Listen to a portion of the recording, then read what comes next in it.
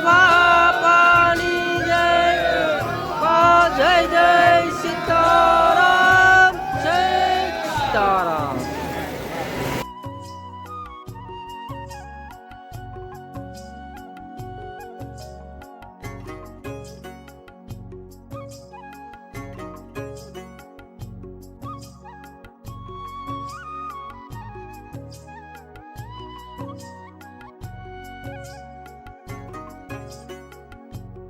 બોલી બજરંગદાસ બાપાની જય. તો નમસ્કાર મિત્રો, ધ અલ્પેશ વ્લોગ ચેનલ પર તમારા બધા મિત્રો હાર્દિક સ્વાગત છે.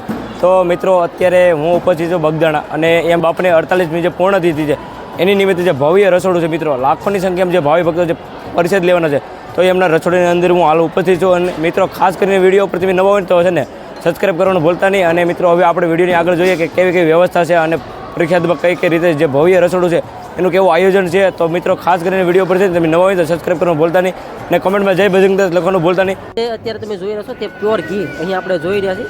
અમૂલનું જે પ્યોર ઘી છે એમની અંદરથી તળવામાં આવી રહ્યું છે અને અલગ અલગ ભાઈઓ દ્વારા સેવા બધા ક્યાં ગામથી આવો તમે સેવામાં? કોટડાથી આવો છો, ઊંચા કોટડા ચામુંડામાના સાનિધ્યમાંથી.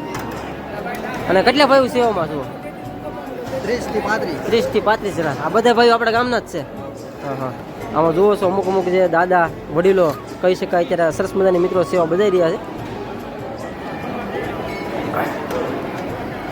તમે જુઓ છો જે મુઠિયા અત્યારે હાલ જે પ્રસાદ માટે તૈયાર થઈ રહ્યા છે તો એમની માટેની તૈયારી વ્યવસ્થા આ બહેનો દ્વારા કરવામાં આવી રહી છે. અને ઘણા જ બધા બહેનો જે આજુબાજુના ગામડાથી હોય તો તે સેવકની પ્રવૃત્તિ બજાવી રહ્યા છે. તો ખાસ તો મિત્રો કાલ જે બાપા સીતારામની જે 48મી જે પૂર્ણ તિથિ છે એની નિમિત્તે મિત્રો તમે જુઓ ને તો જે ભાઈઓ દ્વારા છે ને રોટલી અત્યારે બનાવવાની કામગીરી છે એ શરૂ છે. તમે જોઈ શકો છો જે રોટલી છે તે બધા ભાઈઓ દ્વારા છે ને એ બનાવી રહ્યા છે.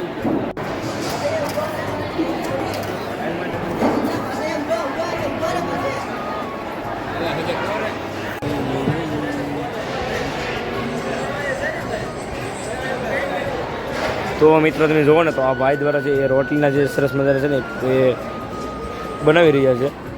અને ખાસ મિત્રો તમે જુઓ ને સારા બાજુ તો જે સેવકીય જે લોકો છે એ બહારથી છે આમ જુઓ ને મિત્રો તો 20 થી 25 કિલોમીટરના અંતરે જે લોકો છે બહાર ગામના એ બધા છે ને અત્યારે જુઓ તમે સેવા બજાવી રહ્યા છે. અને ખાસ તો મિત્રો પણ બહેનો દ્વારા છે ને એ પરિષદ માટે જે મુઠિયા બનાવી રહ્યા છે. અને અહીંયા છે ને મિત્રો તમે જુઓ ને તો મુઠિયા કળાઈ રહ્યા છે બરાબર.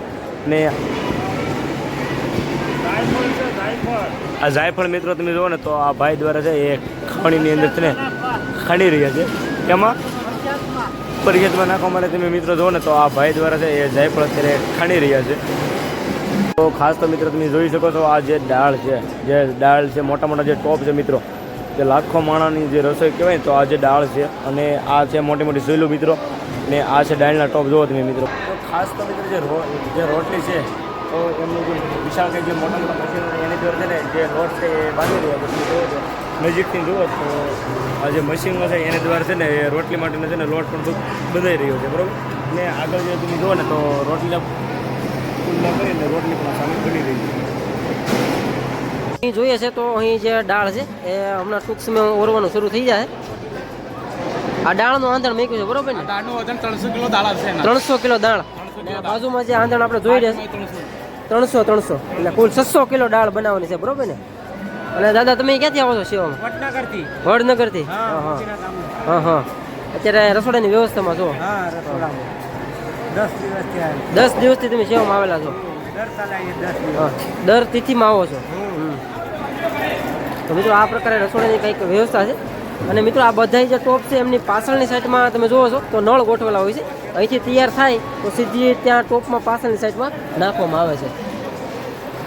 તો ખાસ તો મિત્રો આપણે જે અંદર રસોડાની બધી સંપૂર્ણ વ્યવસ્થા જોઈ અને અત્યારે મિત્રો તમે અમારી પાસે જે જોઈ શકો છો એની અંદર જે મિત્રો જે લાડવાની જે સ્ટોક કરેલા છે કેટલી રૂમમાં લાડવા પડ્યા છે અને જે પરિચય છે તો એની વિશે લાલજીભાઈ થોડીક માહિતી આપશે અને પછી આપણે અંદર જોવા જઈશું કે શું શું છે.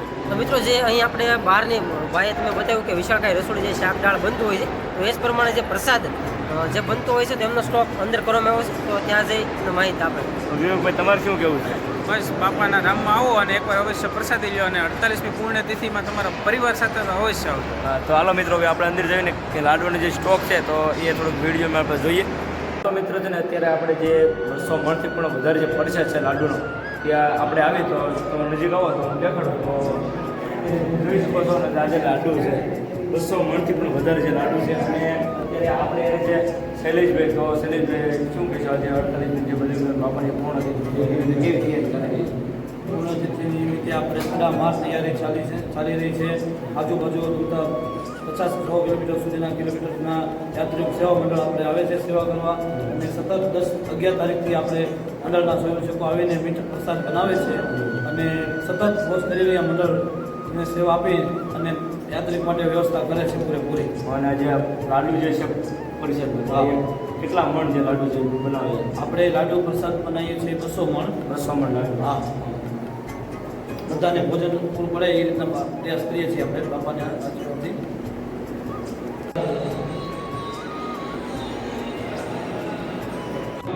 ખાસ તો મિત્રો આપણે જે 200 મણ જે લાડુ છે એની ત્યારબાદ આપણે જોઈએ તો સુરમાના જે લાડુ છે આવા તો અનેક જે રૂમો છે એ જે સુરમાના લાડુ છે એના ભરેલા છે. અને અત્યારે તૈયાર થઈ મિત્રો છે ને લાડુ છે ને આ રૂમમાં મિત્રો અહીં આપણે જોઈએ છીએ કે જે ચૂરમાના લાડવાનો સ્ટોક અત્યારે હાલ થઈ રહ્યો છે. પૂજ્ય બજરંગદાસ બાપાની જે તિથિ છે એમાં પ્રસાદનો એક આવા તો મિત્રો 3 રૂમ ભરેલા છે. જે મિત્રો તમે જે મશીન જોઈ રહ્યા છો તે બટેટા કટિંગ કરવા માટેનું મશીન છે. અને ભાઈઓ અહીં જોવો છો તો સેવા બજાવી રહ્યા છે. જો આ બટેટા અહીંયા કટિંગ થઈને આવી રહ્યા છે.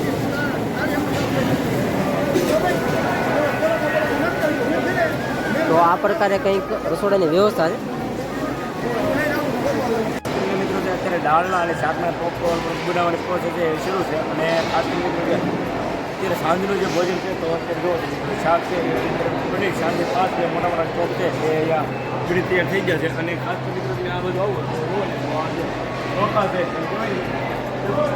પાવડે મિત્રો ચોખા છે ને એ ભરવાની પ્રોસેસ હોય તો તમે વિચારી શકો કે આખો જે માણસો છે એ કેવી રીતે જે પ્રસાદ છે એ અહીંયા લેતા હોય છે. અને ખાસ મિત્રો અહીંયા આવો ને તો એક ગાંઠિયાનો મોટા જબર પટારો છે.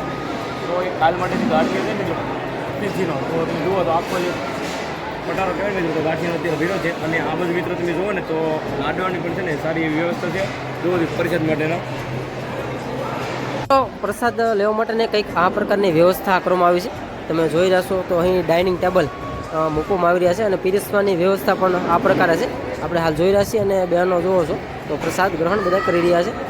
અને ખાસ કરી જો આ રીતે પીરસવા માટેની જો આ રીતની વ્યવસ્થા છે. થાળી વાટકા અને બાળકો પણ જો અહીં સરસ મજાની સેવા બજાવી રહ્યા છે. જો આ શાક માટેના અલગ અલગ જે કોઈ બાઉલ છે, ત્યારબાદ ગાંઠિયા માટે, ત્યારબાદ ભાત, એવા અલગ અલગ કાઉન્ટર મૂકવામાં આવેલા છે. અને ભાઈઓ માટેની વ્યવસ્થા આગળની તરફ છે. આ પ્રકારે અલગ અલગ વિભાગો બનાવેલા છે. તમે જુઓ છો થાળીઓનો પણ આ રીતનું સ્ટોક છે. ત્યાં વચ્ચેથી જ આને ચલાવવામાં આવે છે. અને જે કોઈ બાપા સીતારામ ના જે ભક્તો છે જેને પ્રસાદ આ રીતે પીરસવામાં આવે છે આપણે જોઈ રહ્યા છીએ.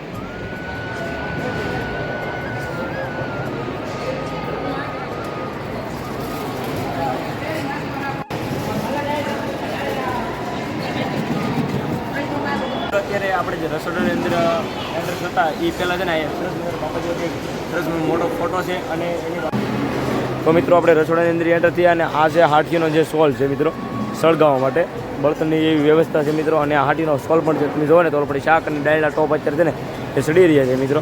ખાસ તો મિત્રો આપણે સારી બધું જોઈએ તો મિત્રો બહેનો ભાઈઓ દ્વારા છે ને સરસ મજાની સેવાકીય પ્રવૃત્તિ છે ને અત્યારે થઈ રહી છે. અને અહીંયા મિત્રો જુઓ ને તો જે લાડવાનો જે છે એ બનવાની પ્રક્રિયા છે અત્યારે શરૂ છે. જોવો તમે આપણે રસોડાની અંદર જે લાડવા જે પરફેક્ટ બની રહ્યો છે એ સંપૂર્ણ વ્યવસ્થા જો મિત્રો. અને જે ખાસો જે માલ કહેવાય ને મિત્રો શાકભાજી કાચું તો તમે જુઓ ને તો અહીંયા ટમેટા છે, બટેકા છે મિત્રો. જે વાત ન કરી કે મિત્રો ટ્રકને ટ્રક જે બટાટા ટમેટા જુઓ ને તો અહીંયા ઘીણા મોઢે છે ને અત્યારે જુઓ તમે સરસ બટેકા, રીંગણા, ટમેટા ભૂલાય છે.